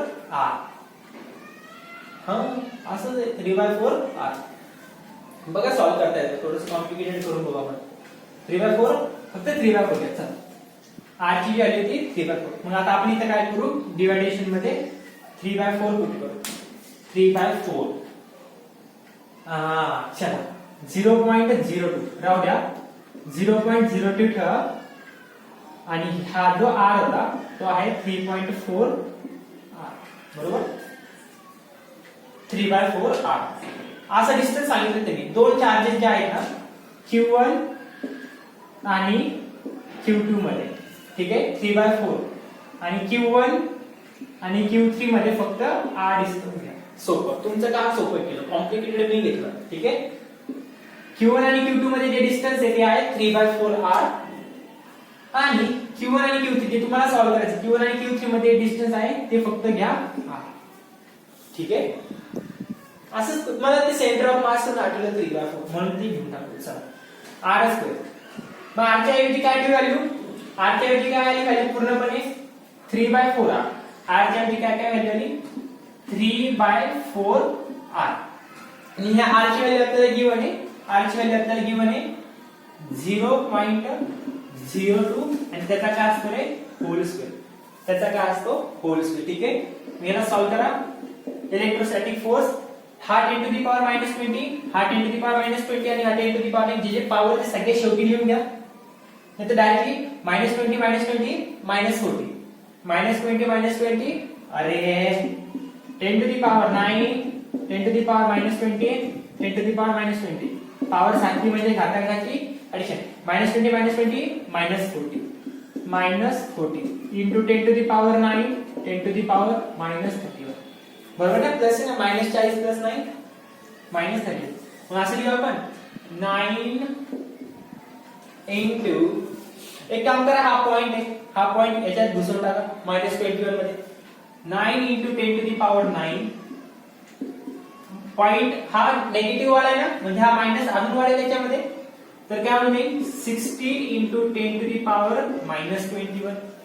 पुढे 32 into पॉइंट ऍड करून टाकल्यावरती -22. ठीक आहे, खाली काय करूया? खाली काय होतं? स्क्वेअर आहे, 3 चा सुद्धा स्क्वेअर आहे. 3 चा स्क्वेअर 9, 4 चा स्क्वेअर 16. बरोबर आहे. 0.02 चा स्क्वेअर म्हणजे काय रे? 0.02 चा स्क्वेअर म्हणजे 0.004. बरोबर, 0.0004. दोन वाढेल ना, अजून दोन संख्या वाढली. 0.004. 1 2 3 4. एक जास्त दिला का? 1 2 3 4. 0.02 into 0.02 किती आन्सर? 0.0004. हे चल ना. मी ह्या 0.04 ला आपण काय लिहू शकतो? 0.04 ला काय लिहू शकतो? 4 into काय लिहिलं होतं? 0.004. 4 into 10 to the power -4. बरोबर, 1 2 3 4. लेफ्ट साइडला म्हणून मायनस. बरोबर, क्लिअर इथपर्यंत? असेच मॉडेल सॉल्व करणे इलेक्ट्रोस्टॅटिक्स मध्ये खेळायला लागलाय, म्हणून तुम्ही एवढं डीप मध्ये सांगतोय. क्लिअर आहे? हा 16 आहे. ठीक आहे, 4 1 4 4 चौक 16, 4 1 4 4 4 16. आता वरती करा, 21 आणि 21 42. 42 मधून 9 गेले, 42 मधून 9 गेले किती येतं? 42 मधून 8 गेले 32 32 31. बरोबर, 9 into 16 into 32. लिहून घेतलं सगळ्या गोष्टी. 9 16 32. काय काय उरलं? into 10 to the power -20 -42. 42 मधून 9 गेले मायनस लिहू ना, -31. ठीक आहे, 42 मधून 9 गेले 31 31. ओके, डिवाइडेड बाय काय काय होतं खाली? मग 9/4. खाली काय बोललं रे? 4 चा स्क्वेअर 16 झाला. ठीक आहे, 9 डिवाइडेड बाय, करू शकता, नो प्रॉब्लेम. 9 divided by 4. हा 4 कुठे चालला जाईल? वरती. हा 4 कुठे चालला जाईल? वरती. बरोबर, खाली काय काय उरलं? फक्त 9 into 10 to the power -4. 9 into 10 to the power -4. Clear? बाकीचं काटाकाटी करा, हा 9 आणि हा 9 कॅन्सल होतं ना, कॅन्सल. हा 9 आणि हा 9 कॅन्सल. मायनस 16 इंटू 32, 16 इंटू 4 इथे लिहून घेतो, 16 इंटू 4 इंटू 32 कसं लिहा ना, कुठे लिहा, काही अडचण नाही. 16 into 32 into 4 into 10 to the power -31. हा -4 वर गेल्यावर प्लस. बघा हा पहिलाच प्रॉब्लेम मी पूर्ण डिटेल मध्ये सांगतो, मग पटपट पटपट गणित करणं आहे. मायनस प्लस च्या पॉवर मध्ये खेळावं लागणार आहे. ठीक आहे. हा 9 तर कटला खालचा आणि हा खाली ते उरलं का आता नाही, वर जाऊ, वर गेला. -31 मधून 4 गेले, -31 मधून 4 गेले, -27, 460, 64, 64 into 32 into 10 to the power -27, -27. ठीक आहे. याचं मल्टिप्लिकेशन येईल काहीतरी. ठीक आहे. याचं मल्टिप्लिकेशन येईल आणि याचा आन्सर जे आहे आता मला माहित नाही, बट मी सांगेल याचा आन्सर. जे काय आन्सर आहे तुम्हाला काय करायचंय, आता याचा आन्सर मल्टिप्लिकेशन करून बघू आपण. ठीक आहे. 64 इंटू 32 रॅन्डम प्रॉब्लेम ना, हा असता खालचा तर लगेच सांगितलं असतं. ठीक आहे. तर काही टेन्शन नव्हतं मला, माझंच काम वाढलंय. क्या असेल आपली 8402048. ठीक आहे. त्याचा आन्सर किती आलं, 2048 इंटू 10 टू दी पॉवर -27. मी म्हणेल ह्याचं जे आन्सर आहे ते मला असं सांगा, 2.048. ठीक आहे. 2.048. तर मला सांगा इथं पॉवर किती होईल ते तुम्हाला सांगायचं. ठीक आहे. 10 टू दी पॉवर ची मायनस काहीतरी पॉवर आहे, ती पॉवर किती होईल आता ते तुम्हाला सांगायचं. मला बघू दे इथपर्यंत तुम्ही बघितलं का लेक्चर. 2.048. क्लिअर आहे. कसं आलं आन्सर तर तेच आहे. ह्याला तुम्ही डायरेक्टली शॉर्टकट मध्ये असं लिहू शकता, 2.5 into 10 to the power 2.05, 2.05 10 to the power किती. आधी -27 होते, आता मी पॉइंट इथे घेतला कारण की इम्पॉर्टंट आहे. ऑप्शन्स अशीच येणार आहे म्हणून मी विचारते. तसं आन्सर तर करेक्ट करतं आपल्या 27 मध्ये येतं, बट ते वेगळंच देतात. 20 देतात, 22 देतात, 24 देतात, 26 देतात, त्याच्यामुळे म्हणतो. ठीक आहे. आता मी पॉइंट इथे घेतला, आता पॉवर मध्ये काय फरक पडेल, 10 च्या पॉवर मध्ये काय ते तुम्हाला सांगायचं. ठीक आहे. समजा हा आजचा होमवर्क. क्लिअर आहे. काय काय गोष्टी झाल्या आजच्या, बाकीचे डिस्कशन नेक्स्ट लेक्चर मध्ये.